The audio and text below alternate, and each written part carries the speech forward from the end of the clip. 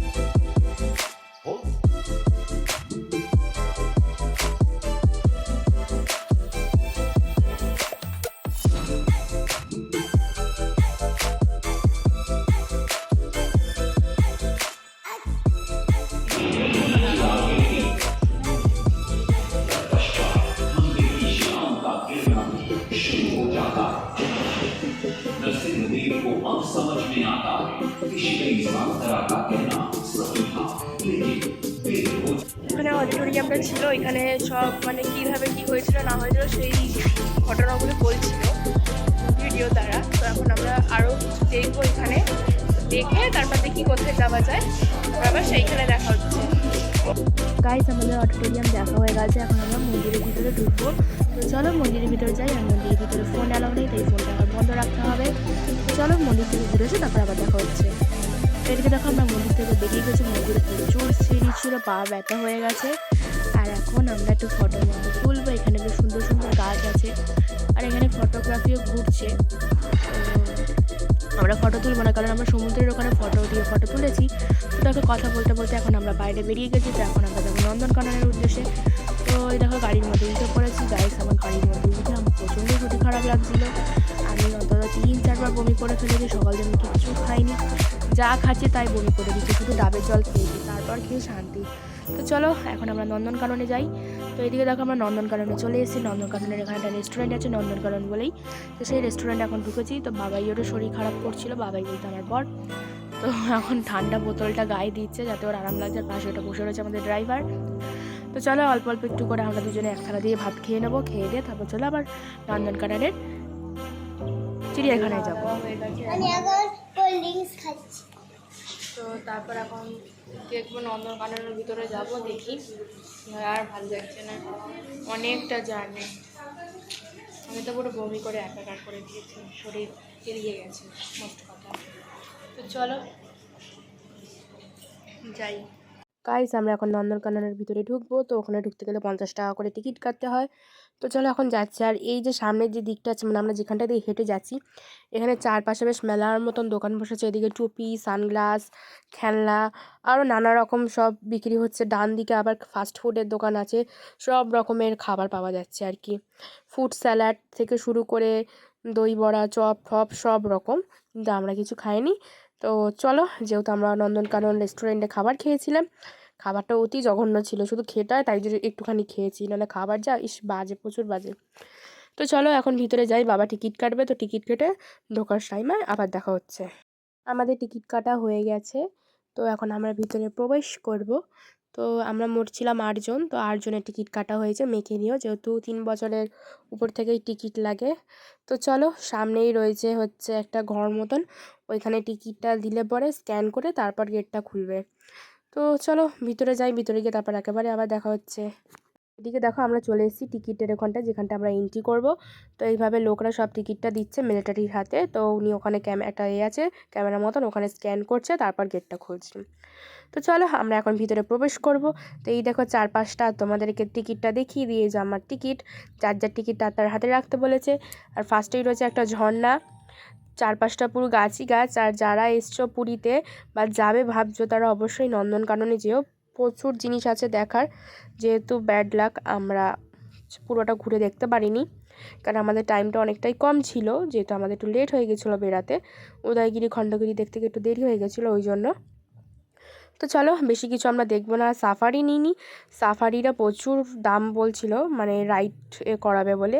তো এদিকে দেখো একটা হরিণ আছে, প্রায় মানে সাফারিরা বলছে 3100, কেউ কেউ বলছে 2500, এরকম বলছে, কেউ কম করবে না। ওই জন্য আমরা সাফারি দেখিনি, যেইটুকুনি হেঁটে দেখার ছিল ওইটুকুনি দেখেছি। তো ওই হরিণ দেখে চলে এলাম এদিকে ফিশ অ্যাকোরিয়ামে। তো এখানে নানা রকমের ফিশ ছিল, দেখে খুব ভালোও লাগছিলো, মেয়েও খুব খুশি হচ্ছিল। তারপর এখান থেকে আমরা যাব হচ্ছে পাখি দেখতে। তো পাখি দেখে আমি বাবাকে বললাম বেশি কিছু দেখার দরকার নেই। আর হনুমান প্রচুর দেখেছি, মানে যেদিকেই যাচ্ছি হনুমান, যেদিকেই যাচ্ছি হনুমান, এত হনুমান। আর আমরা দেখেছি, দেখেছি হচ্ছে বাঘটা দেখার খুব ইচ্ছা ছিল, বাঘটা দেখেছি, ভাল্লুককে দেখতে পারিনি, ভাল্লুক শুয়েছিল গুহার ভিতরে, ওই জন্য ভাল্লুককে একটুও দেখতে পারিনি। শুধু আমরা বাঘটা দেখে আর ফিশ আর বার্ড দেখে আমরা চলে এসেছি।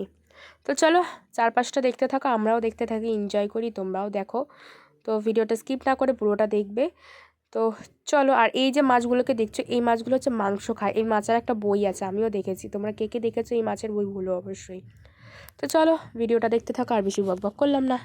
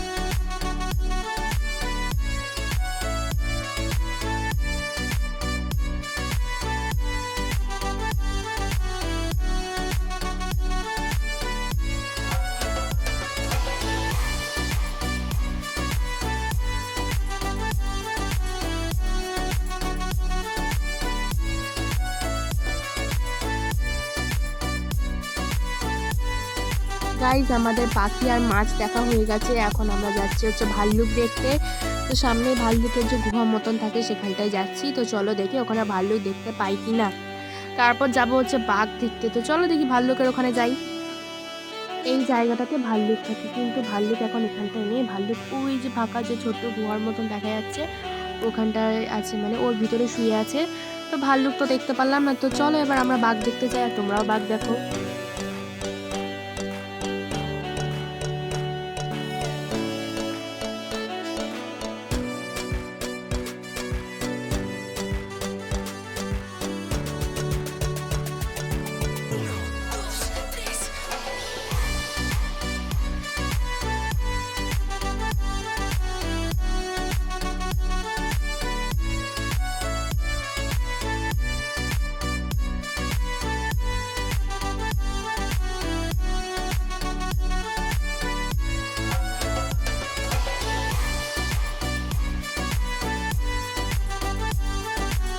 গাইস আমাদের বাঘ দেখা কমপ্লিট। এখন আমরা যাবো হচ্ছে বাইরের দিকে, কেন অনেকটাই দেরি হয়ে গেছে, ওই জন্য পুরোটা ঘুরে আর দেখতে পারবো না।